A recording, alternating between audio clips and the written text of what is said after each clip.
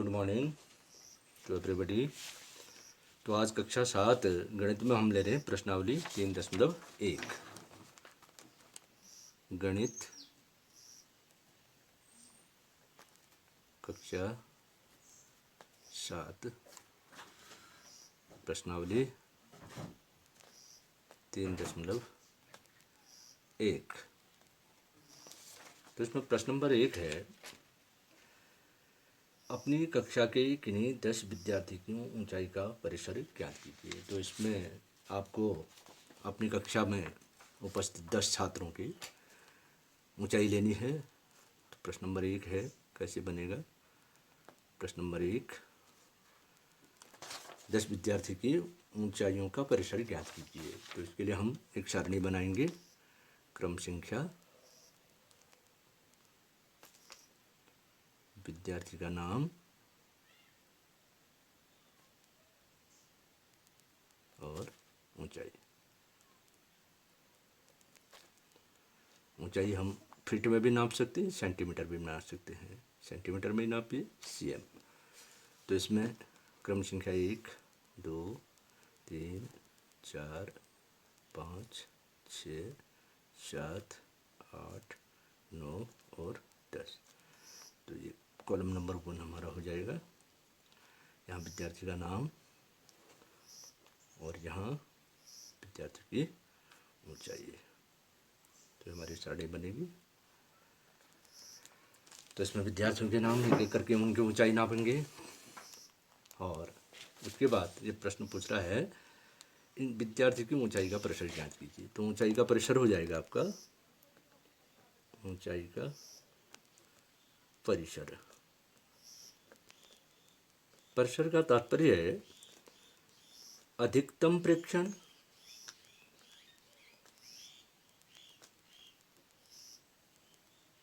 ऋण न्यूनतम प्रेक्षण। न्यूनतम प्रेक्षण, इसको हम यहाँ पर क्यों भी कह सकते हैं। अधिकतम प्रेक्षण हमारी ऊंचाई आएगी बच्चों की, तो एक एक करके उनकी ऊंचाई को हम नाम लिखेंगे, उनकी ऊंचाई नापेंगे। उसके बाद हम देखेंगे कि अधिकतम प्रेक्षण का मतलब यहाँ पर है अधिकतम ऊंचाई। किस विद्यार्थी की सबसे अधिकतम ऊंचाई आएगी तो अधिकतम ऊंचाई हो जाएगा। ऋण न्यूनतम ऊंचाई, दूसरा हम ये देखेंगे किस बच्चे की ऊंचाई सबसे कम आई, न्यूनतम ऊंचाई। तो अधिकतम ऊंचाई में से न्यूनतम ऊंचाई घटा देंगे तो इतना सेंटीमीटर। तो ये हो जाएगा हमारा प्रश्न नंबर 1। कक्षा के प्रश्न नंबर 2 है, कक्षा के मूल्यांकन में प्राप्त किए गए निम्नलिखित अंकों को सारणीबद्ध रूप में संगठित कीजिए। तो यहाँ पर से देखेंगे हम क्वेश्चन, प्रश्न नंबर 2।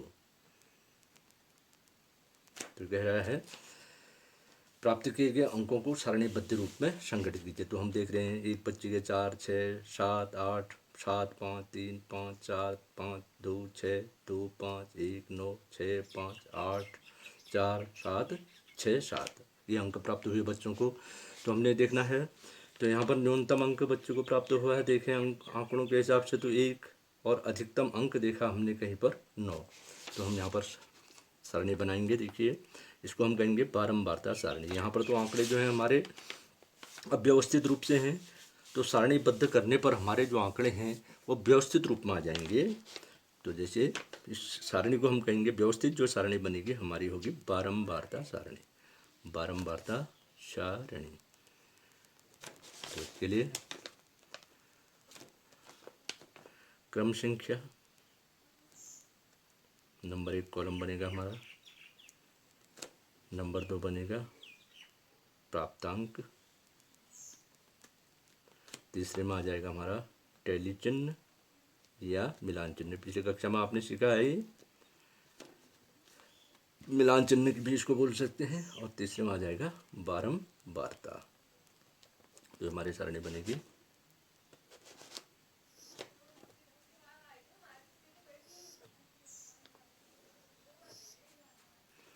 ये।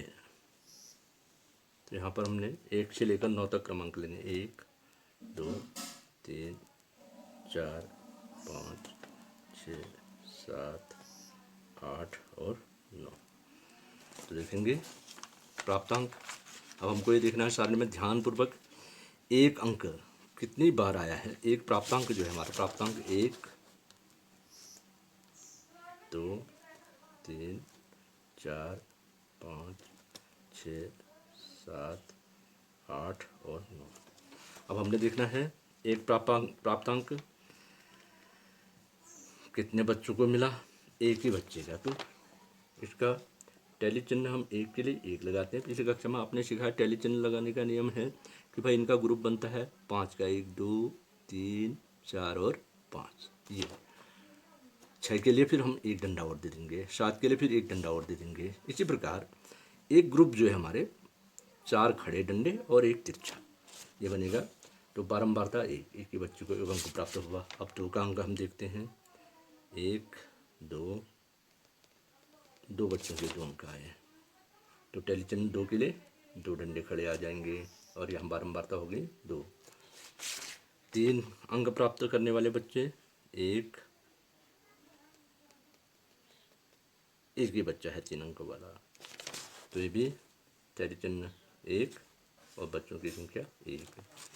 4 अंक, 1 2 3 बच्चों के 4 अंक प्राप्त हुए हैं। तो टैली चिन्ह हो जाएगा 3 खड़े डंडे आ जाएंगे और बारंबारता हो जाएगी 3। ये नंबर ऑफ स्टूडेंट, बारंबारता का मतलब है बच्चों की संख्या। उसके बाद 5 अंक हम देखें, 1 2 3 4 5।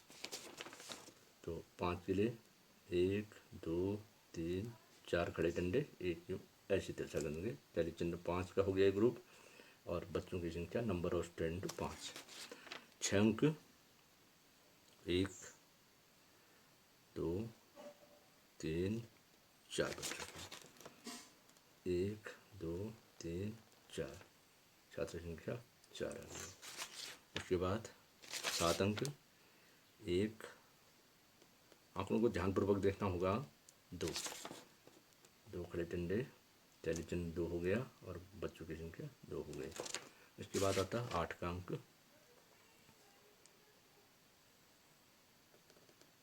1 बच्चे का, तो 1 बच्चों की संख्या 1। 9 अंक, 1 ही बच्चे का है, तो 1 1। अब हम यहाँ देखें लास्ट में इसको हम योग करते हैं, बारंबारता का योग, बच्चों की टोटल संख्या। योग टैली चिन्ह वाले में लिख दीजिए योग, और यहाँ 2 2 4 4 4 8 8 5 13 13 3 16 1 17 2 19 1 20 बच्चे। आंकड़ों को गिन लीजिए, 1 2 3 4 5 6 7 8 9 10 11 12 13 14 15 16 17 18 19 20। ठीक आ गया, तो योग आ गया हमारा 20। तो इसका मतलब हमारी सारणी ये बन गई। अब इस सारणी को बनाने के बाद हमने प्रश्नों के उत्तर देने हैं। सबसे बड़ा अंक कौन सा है, तो सबसे बड़ा अंक कौन सा है हमारा 9। तो लिखेंगे आई,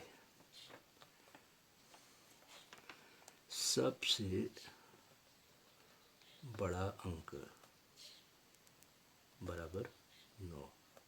दूसरा क्वेश्चन कह रहा है सबसे छोटा अंक कौन सा है, 1। सबसे छोटा अंक बराबर 1। अब पूछ रहा है इन आंकड़ों का परिसर क्या है।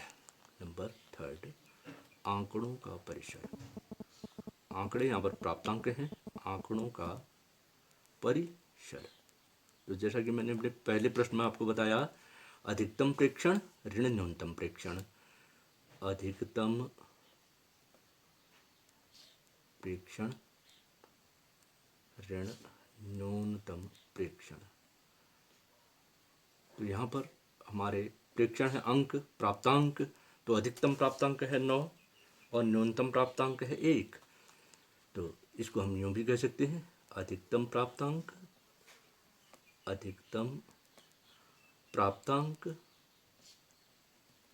ऋण न्यूनतम प्राप्तांक, न्यूनतम प्राप्तांक बराबर हो गया 9 ऋण 1 बराबर 8। तो आंकड़ों का जो परिसर है वो है 8। अंकगणितीय माध्य,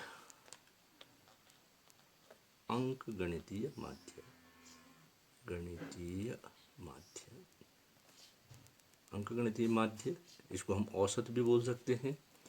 तो अंकगणितीय माध्य या औसत होता है कुल प्राप्तांक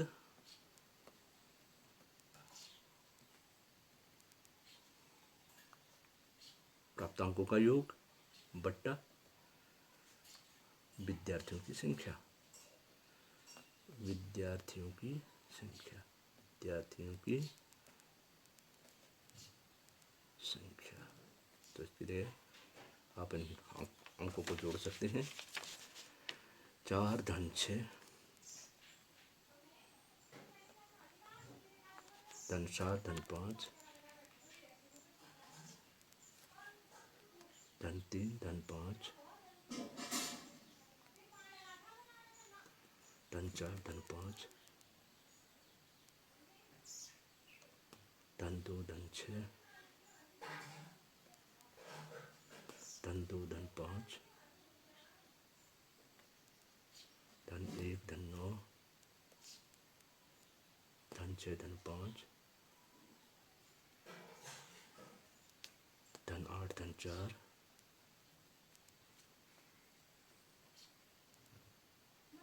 धन 6 धन 7 बटा विद्यार्थियों की संख्या है 20।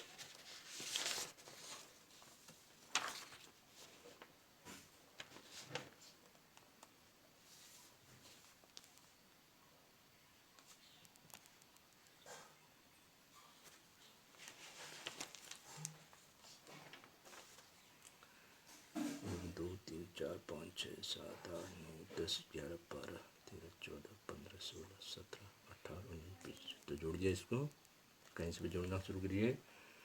4 धन 6 4 10 10 7 17 5 22 22 3 25 5 30 4 34 5 39 2 41 6 47 2 49 5 54 54 1 55 55 9 9 64 64 6 70 75 75 75 और 8 83 83 4 87 87 6 93 93 7 100 बट्टा 20 बराबर 20 का भागा 100 में दीजिए 5। तो अंकगणितीय माध्य निकल गया हमारा 5। तो ये हो गया क्वेश्चन नंबर 2। अब है क्वेश्चन नंबर 3। प्रथम 5 पूर्ण संख्याओं का माध्य ज्ञात कीजिए। प्रश्न नंबर 3। तो बच्चों, हमने पिछली कक्षा में सीखा था कि प्राकृतिक संख्याएं, जिन संख्याओं से वस्तु की गणना होती है, तो 1 से प्रारंभ होती हैं। पूर्ण संख्याएं, प्राकृतिक संख्याओं में अगर हम 0 सम्मिलित करते हैं तो पूर्ण संख्या कहलाती है। तो 0 से स्टार्ट होंगी। तो प्रथम 5 पूर्ण संख्याएं देखिए, प्रथम 5 पूर्ण संख्याएं, पूर्ण संख्याएं ये मालूम होनी चाहिए सबसे पहले, तभी हम उसका माध्य निकाल पाएंगे। तो ये हो जाएगा 0 1 2 3 4 1 2 3 4 5 ये हमारी प्रथम 5 पूर्ण संख्या होंगी। तो इसलिए माध्य बराबर संख्याओं का योगफल, पदों का योगफल कहिए, संख्याओं का योगफल बट्टे पदों की संख्या, पदों का योगफल बट्टे पदों की संख्या, पदों की संख्या। तो हो गया हमारा 0 + 1 + 2 + 3 + 4 बटा पदों की संख्या है 5। 2 1 3 3 3 6 4 10 10 बट्टा 2 10 बट्टा 5 5 का भागा 10 में दे दीजिए। तो प्रथम 5 पूर्ण संख्याओं का जो माध्य निकला वो हमारा 2। अगला है क्वेश्चन नंबर 4। एक क्रिकेट खिलाड़ी की 8 पारियों में निम्नलिखित रन बनाइए, उसका माध्य स्कोर ज्ञात कीजिए। तो चूंकि प्रश्न नंबर 4, प्रश्न नंबर 4 तो ये कह रहा है क्रिकेट खिलाड़ी के 8 पारियों के रन, क्योंकि खिलाड़ी के 8 पारियों के रन, 8 पारियों के रन बराबर ये हैं। क्या रन बनाए इसने 8 पारियों में? 58, 76, 40, 35, 46, 50, 0, 100। शतक भी बनाया और 0 पर भी आउट हुआ। तो 8 पारी हैं खेले हैं खिलाड़ी ने, 1 2 3 4 5 6 7 8। अब कह रहा है इसका माध्य स्कोर ज्ञात कीजिए। इसलिए खिलाड़ी का माध्य स्कोर, माध्य स्कोर रनुमा आएगा जो हो जाएगा पदों का योगफल बटे पदों की संख्या, या यूँ हम कह सकते हैं खिलाड़ी द्वारा बनाए गए कुल रन या रनों का योगफल, खिलाड़ी द्वारा बनाए गए कुल रन बटा पारियों की संख्या, पारियों की संख्या, पारियों की संख्या। इसको हम यूँ भी कह सकते हैं रनों का योगफल बट्टे पारियों की संख्या बराबर, जोड़ना पड़ेगा 58 धन 76 धन 40 धन 35 धन 46 धन 50 धन 0 धन 100। 8 पारी होंगी, 1 2 3 4 5 6 7 8 बटा पारी कितनी थी इसकी? 8 बटे 8।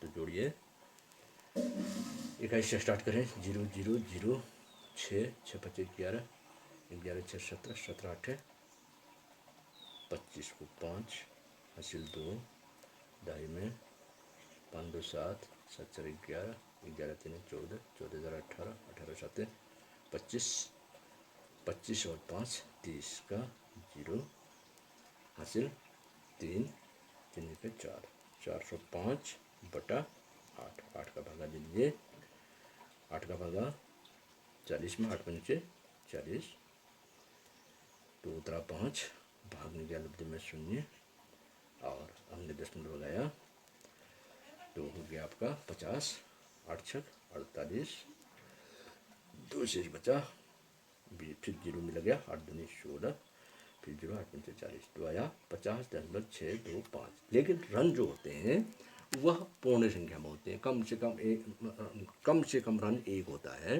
तो यहाँ पर हम देख रहे हैं कि 1 का दशांश, शतांश और सहस्रांश निकल रहा है, तो हमको इसको पूर्णांक में देना पड़ेगा, क्योंकि रन जो है दशांश, शतांश, सहस्रांश में नहीं बनते, कम से कम न्यूनतम रन 1 बनता है। तो इसके रनों का जो माध्य स्कोर होगा इसका होगा 50 रन। इसका माध्य स्कोर आ रहा नहीं बेटा?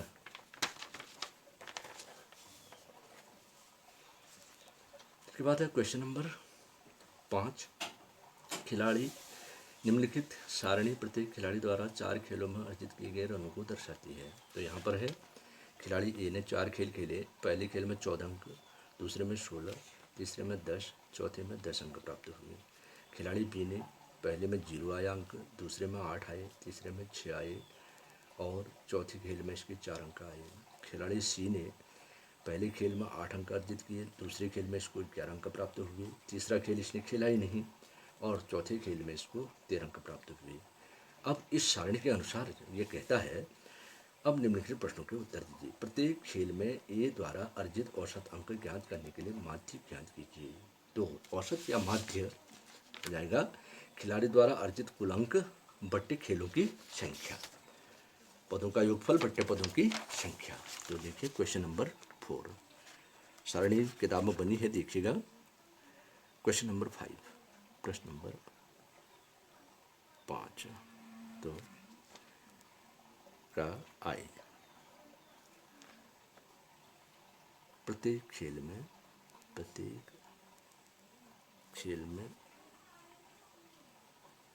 ए द्वारा अर्जित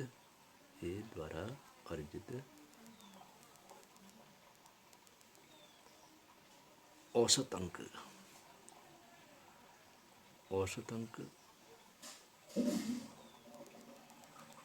या माध्य, एक ही बात है, औसत या माध्य एक ही बात होती है। ज्ञात कीजिए तो हो जाएगा ए द्वारा अर्जित कुल अंक पदों का योगफल, ए द्वारा अर्जित कुल अंक बटा खेलों की संख्या, खेलों की संख्या। तो देखें हम, ये हो जाएगा ए द्वारा अर्जित अंक हैं 14 धन 16 धन 10, 14 धन 16 धन 10 धन 10 बटा खेलों की संख्या 4, 4 खेलों में भाग लिया इसने तो बट्टा 4। तो जोड़ेंगे 6 4 10 की 0 हासिल 1, 1 1 2 1 3 1 4 1 5, 50 बट्टा 4, 4 का भागा दे दें, 5 में दें, 4 कम 4, 1 शेष बचा 10 हो गया, 4 दूनी 8, 2 शेष बचा 10 लगाएं 20 हो गया, 4 पंचे 20, 12.5। तो खिलाड़ी ए का औसत अंक है प्रत्येक खेल में 12.5 का।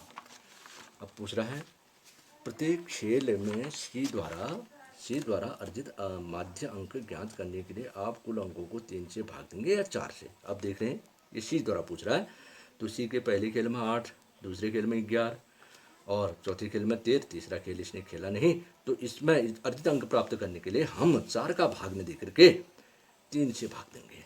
तो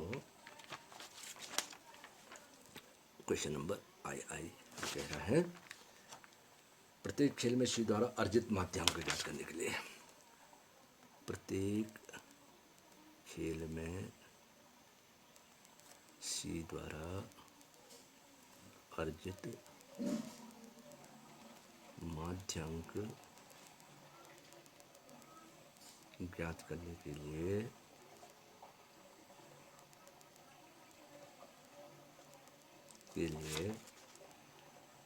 आप कुल अंकों को 3 से भाग देंगे। के लिए हम कुल अंकों को, सी द्वारा अर्जित कुल अंकों को 3 से भाग देंगे, 4 से नहीं, क्योंकि इसने एक खेल खेला ही नहीं, तो केवल इसने 3 खेल खेले हैं, तो 3 से भाग देंगे, 3 से भाग देंगे। आई कहता है बी ने सभी 4 खेलों में भाग लिया, आप उसके अंकों का माध्य किस प्रकार ज्ञात करेंगे। तो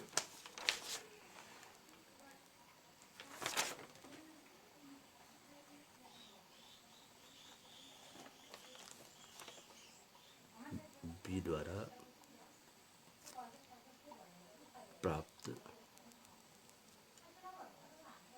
द्वारा प्राप्त या अर्जित, बी द्वारा प्राप्त या अर्जित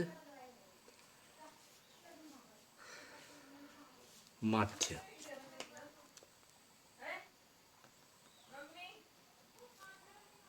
अंक या औसत अंक की बात है, तो हो जाएगा बी द्वारा अर्जित कुल अंक, बी द्वारा अर्जित, जैसे ए का निकाला, बी द्वारा अर्जित कुल अंक बटा खेलों की संख्या, तो देखें तो बी द्वारा अंक हम देखें, बी द्वारा बी ने सभी 4 खेलों में भाग लिया है।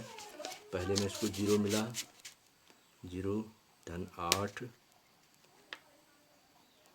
धन 6 धन 4 बटा खेलों की संख्या, इसके लिए 4 के 4 खेलों में भाग लिया, चाहे पहले खेल में इसको 0 अंक प्राप्त हुआ, तो हो जाएगा 6 4 10 8, 18 बट्टा 4, 4 का भागा 18 में देंगे, 4 चौको 16, 2 शेष बचा, 10 लगाया, 4 पंचे 20, 4.5। तो बी द्वारा प्रत्येक खेल में अर्जित औसत अंक या माध्य अंक निकल गया हमारा 4.5। अब उसके बाद पूछ रहा है किसका प्रदर्शन सबसे अच्छा है। तो किसका प्रदर्शन सबसे अच्छा है ये जांच करने के लिए 3 खिलाड़ी हमारे पास हैं, ए बी और सी। तो हमें सी का भी माध्य देखना पड़ेगा। जिस खिलाड़ी का माध्य अंक या औसत अंक सबसे अच्छा होगा उसका प्रदर्शन सबसे अच्छा। तो क्वेश्चन नंबर 4 तो देखें, चूंकि खिलाड़ी सी द्वारा प्राप्त माध्य अंक बराबर, सूत्र वही हुआ, सी द्वारा अर्जित कुल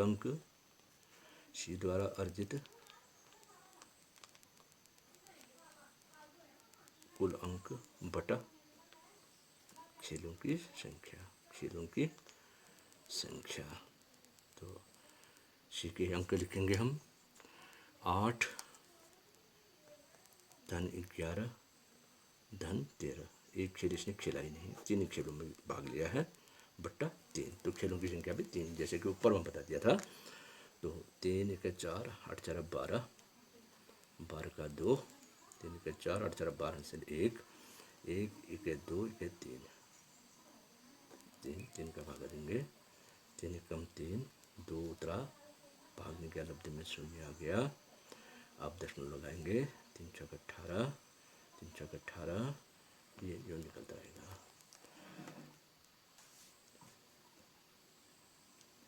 तो अब हम देखें, तीनों के माध्य अंक की तुलना करें। खिलाड़ी ए का माध्य अंक है 12.5, खिलाड़ी बी का माध्य अंक हमारा 4.5 और खिलाड़ी सी का माध्य अंक निकाला 10.66। तो अतः किसका माध्य अंक सबसे अच्छा रहा? खिलाड़ी ए का। तो हम जो उत्तर देंगे, अतः खिलाड़ी ए का प्रदर्शन सबसे अच्छा रहा। खिलाड़ी ए का प्रदर्शन सबसे अच्छा रहा। ये हो गया हमारा क्वेश्चन नंबर 5। क्वेश्चन नंबर 6 है, विज्ञान की एक परीक्षा में विद्यार्थियों के एक समूह द्वारा 100 में से प्राप्त किए गए अंक दिए हुए हैं। ज्ञात कीजिए विद्यार्थियों द्वारा प्राप्त सबसे अधिक अंक और सबसे कम अंक प्राप्त अंकों का परिसर समूह द्वारा प्राप्त माध्य अंक। तो देखिए क्वेश्चन नंबर 6, प्रश्न नंबर 6 तो कह रहा है,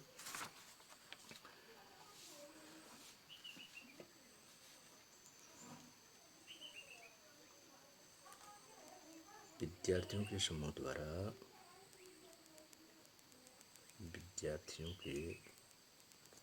समूह द्वारा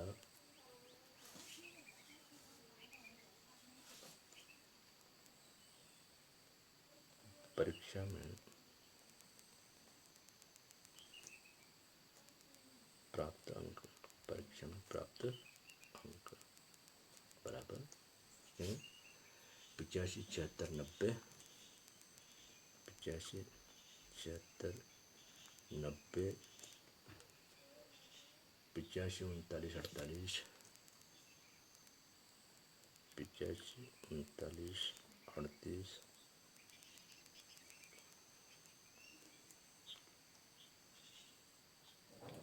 85 76 90, 85 39 48,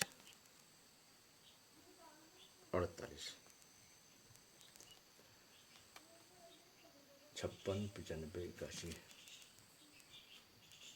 56 85 91 और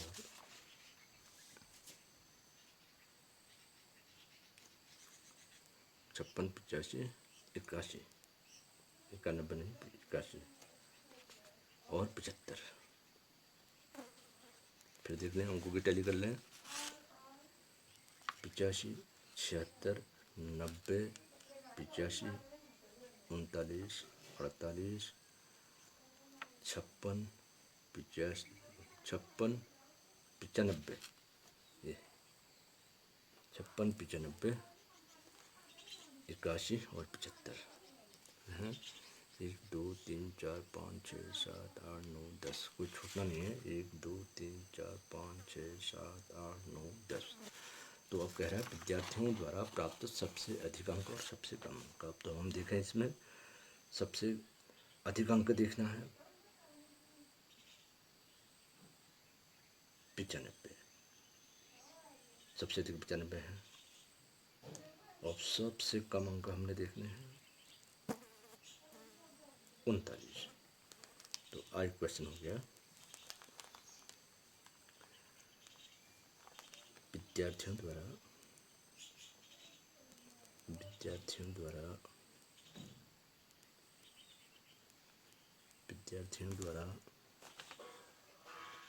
प्राप्त सबसे अधिक अंक, विद्यार्थियों द्वारा प्राप्त सबसे अधिक अंक बराबर 95 तथा सबसे कम अंक बराबर 39। आई है क्वेश्चन, कहता है प्राप्त अंकों का परिसर,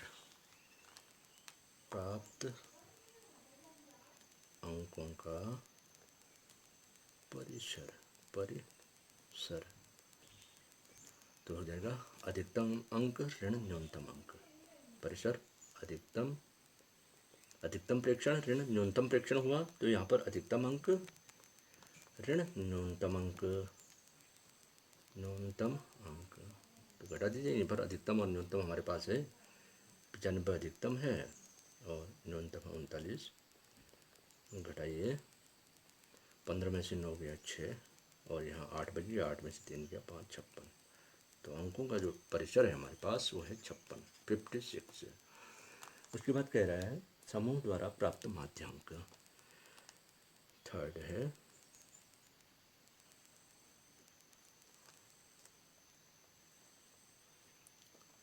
समूह द्वारा प्राप्त माध्यांक। तो माध्यांक हुआ पदों का योगफल बटे पदों की संख्या, पदों का योगफल बटे पदों की संख्या। तो ये बराबर आ जाएगा हमारा, जोड़ना पड़ेगा 85 धन 76 धन 90 धन 85 धन 39 धन 48 धन 56 धन 95 धन 81 धन 75 बट्टा अब पदों की जो संख्या है गिन लीजिए इसमें 1 2 3 4 5 6 7 8 9 10 बट्टा 10। तो जोड़िए, इकाई से स्टार्ट करिए, 5 5 के 6 6 5 11 11 6 17 17 8 25 25 और 9 34 34 और 5 39 39 और 6 45 5 50 का 0 हासिल, 5 7 5 12 12 8 20 20 9 29 29 5 34 34 4 38 38 3 41 41 और 8 49 49 और 9 58 58 7 65 65 8 73 730 बटा 10। तो 10 का भाग दे दीजिए, एक 0 कट जाता है, जो आता है 73। तो ये हमारा माध्यांक। अब है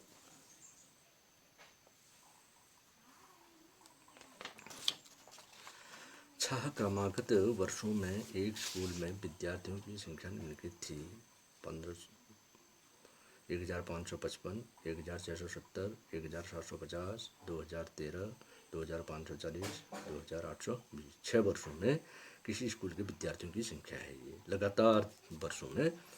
तो इस समय काल में स्कूल के विद्यार्थियों की माध्य संख्या ज्ञात कीजिए। तो विद्यार्थियों की संख्या, पदों का योगफल बटे पदों की संख्या, बस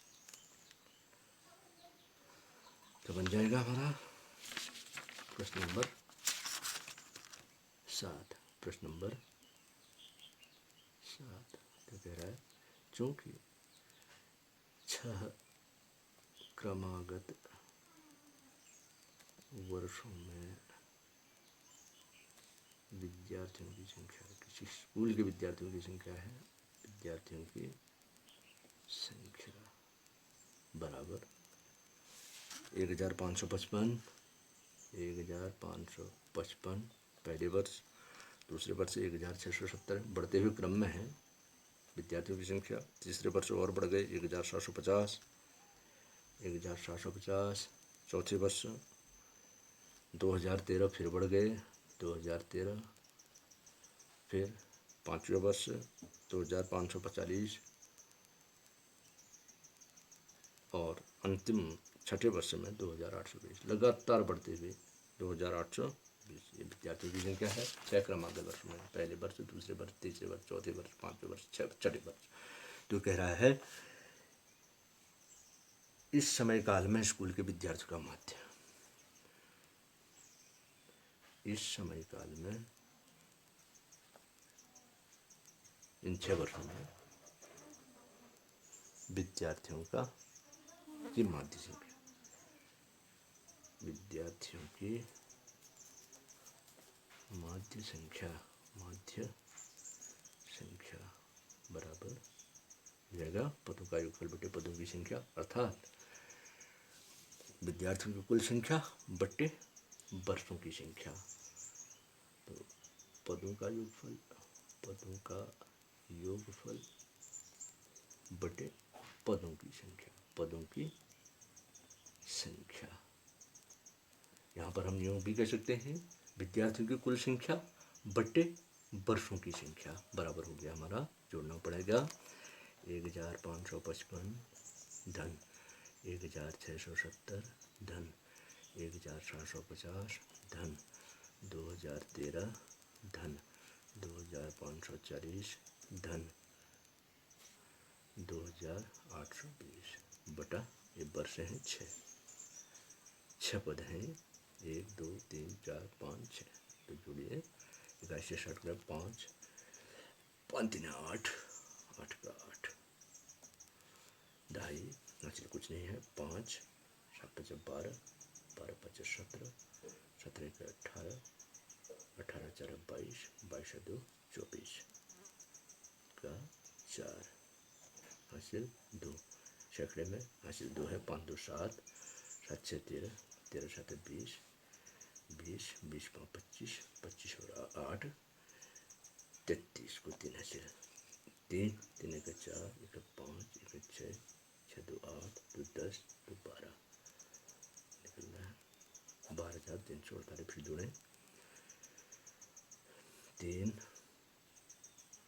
5 3 8 ढाई में 2 4 2 6 6 का 7 7 5 12 12 7 19 19 और 5 24 को 4 हासिल 2 8 2 10 10 5 15 15 15 7 22 22 6 28 28 5 33 को 3 हासिल 3 3 2 5 2 7 2 9 1 10 1 11 1 12 बट्टा 6 का भाग दें 6 2 9 12 उतरा 3 भाग गया लब्ध में 0 अब उतरा 34 हो गया 6 5 30 4 शेष बचा 8 उतरा 6 48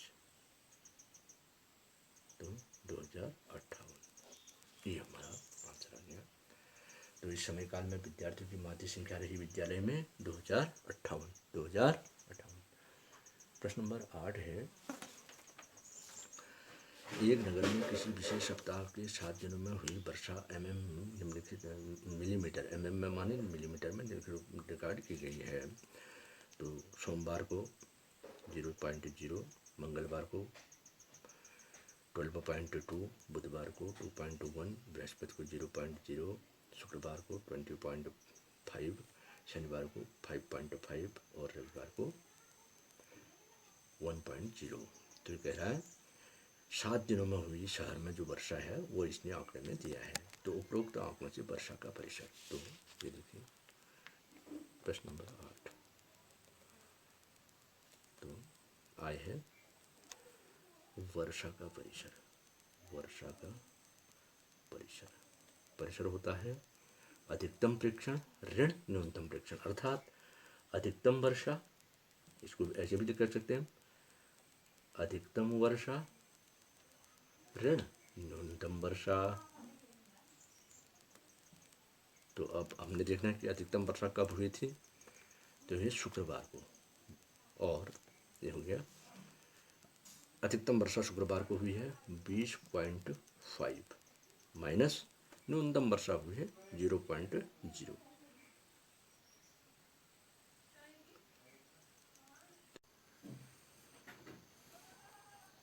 वर्षा का परिसर बराबर अधिकतम वर्षा ऋण न्यूनतम वर्षा, 20.5 ऋण 0.0 बराबर 20.5। आई इसने पूछा इस सप्ताह की माध्य वर्षा ज्ञात कीजिए। सप्ताह की माध्य वर्षा बराबर वर्षा का योगफल बट्टे दिनों की संख्या। तो वर्षा का योगफल 0.0 धन 12.2 धन 2.1 धन 0.0 धन 20.5 धन 5.5 धन 1.0 बटा 7, दिनों की संख्या 7। तो योग आया, दशांश जोड़ेंगे 5 5 10 10 1 11 11 2 13 को 3 हासिल 1 1 1 2 5 2 7 7 7 7 2 9 9 2 11 11 का 1 हासिल 1 2 1 3 3 1 4 41.3 बटा 7 भागने 7 का 7 पंचे 35 7 1 42 तो 1 ज़्यादा हो जा रहा है, तो बचा 6 दशमलव लगाया 63 7 नम्मा 63 5.9 मिलीमीटर। उसके बाद कह रहा है कितने दिन वर्षा माध्य वर्षा से कम रही। अब हमारी माध्य वर्षा निकली 5.9, तो आंकड़ों में हम देखें तो सोमवार 0.0, बुधवार 2.1 ये भी कम है 5.9 से, बृहस्पति 0.0 ये भी कम है, शनिवार 5.5 ये भी कम है, रविवार 5.5 कम है। तो दिनों की संख्या हो गई जब माध्य वर्षा से कम हुई 1 दिन 2 दिन 3 दिन 4 दिन और 5 दिन, तो 5 दिन माध्य वर्षा से कम वर्षा रही। तो इसके बाद हमारा आता है क्वेश्चन नंबर 9, लास्ट प्रश्न है प्रश्न नंबर 9। तो प्रश्न है 10 लड़कियों की ऊंचाई सेंटीमीटर में मापी गई और निम्नलिखित परिणाम प्राप्त हुए। 135 150 139 128 151 132 146 149 143 141। तो क्वेश्चन पूछे इसने सबसे लंबी लड़की की लंबाई क्या है, सबसे छोटी लड़की की लंबाई क्या है, इन आंकड़ों का परिसर क्या है, लड़कियों की माध्य ऊंचाई या लंबाई क्या है, कितनी लड़कियों की लंबाई माध्य लंबाई से अधिक है। तो क्वेश्चन नंबर 9 सबसे पहले हम लेते हैं, चूंकि 10 लड़कियों की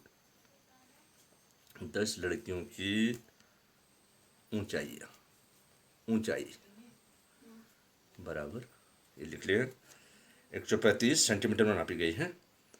135, 150, 139, 128,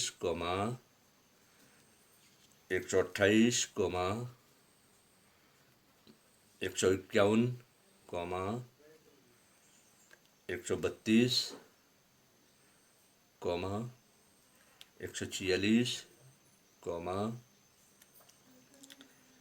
149,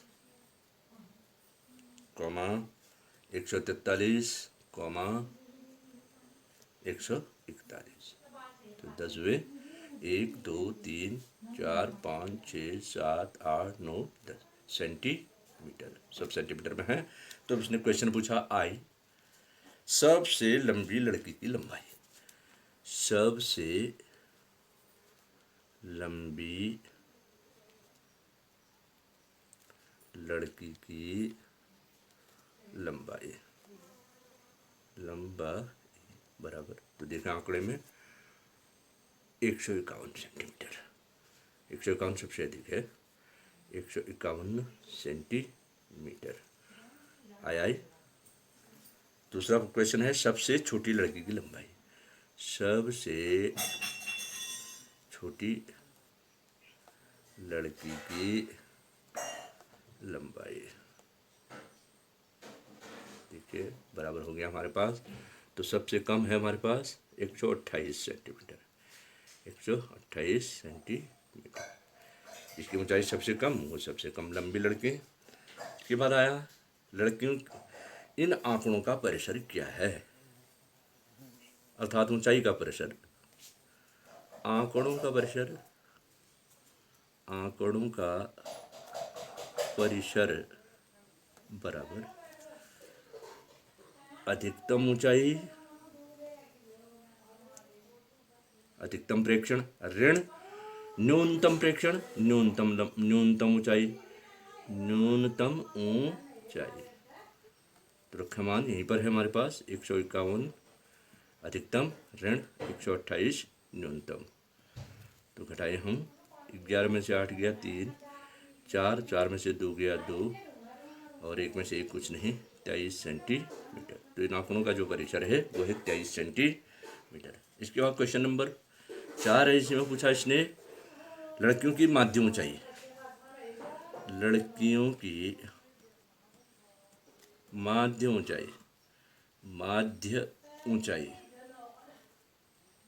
बराबर क्या होगा, माध्य, माध्य पदों का योगफल बटे पदों की संख्या, अर्थात ऊंचाइयों का योगफल बटा लड़कियों की संख्या। पदों का योगफल, ऊंचाइयों का योगफल हो गया बटा पदों की संख्या अर्थात लड़कियों की संख्या, पदों की संख्या। या इसको हम यूं भी बोल सकते हैं, लड़कियों की ऊंचाइयों का योगफल बट्टे लड़कियों की संख्या। रखा मान पदों का योगफल जोड़ना पड़ेगा, 135 धन 150 धन 139 धन 128 धन 151 धन 132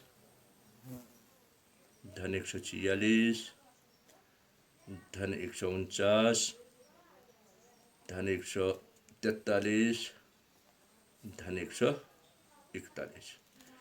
1 2 3 4 5 6 7 8 9 10 लड़कियां हैं। तो आंकड़े सब हमारे आगे बटा पदों की संख्या में इनसे लड़कियों की संख्या, लड़कियां हैं 10। तो भी जोड़ना पड़ेगा। इकाई से शुरू करें, 1 3 1 4 9 4 13 13 6 19 19 2 21 21 1 22 22 और 8 30 30 9 39 39 और 5 44 39 और 5 44 को 4 हासिल 4 4 4 8 4 12 4 16 4 20 20 3 23 23 5 28 2 30 30 30 3 33 33 5 38 38 और 3 41 को 1 हासिल 4 सैकड़े में 4 1 5 1 6 1 7 1 8 1 9 1 10 1 11 1 12 1 13 1 14 1414 1414 बटा 10। तो 10 का भाग देंगे तो आपको हमने दशमलव में 10 100 1000 का भाग देना सिखाया था। तो दशमलव होता है इकाई के बाद, अगर हम यहाँ पर 4 के बाद इकाई के 4 के बाद दशमलव की कल्पना करें तो एक स्थान बाईं ओर जाएगा भाग देने पर, तो हो जाएगा 141.4 सेंटीमीटर। तो ये रहा हमारा लड़कियों की माध्य ऊंचाई। लास्ट पूछा है इसने कितनी लड़की की लंबाई माध्य लंबाई से अधिक है। तो अब हमने देखना है 141.4 से कम नहीं, 141.4 से अधिक कितने आंकड़े हैं हमारे पास। तो हम देखें 150 ज़्यादा है, 151 ज़्यादा है 2, 146 ज़्यादा है 3, 149 ज़्यादा है 4, 143 भी ज़्यादा है 5। 1 2 3 4 और 5। तो हम लिखेंगे 5 लड़कियों की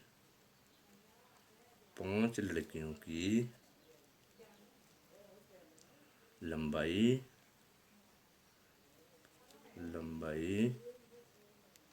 माध्य लंबाई से अधिक है, माध्य लंबाई से अधिक है। बस दैट्स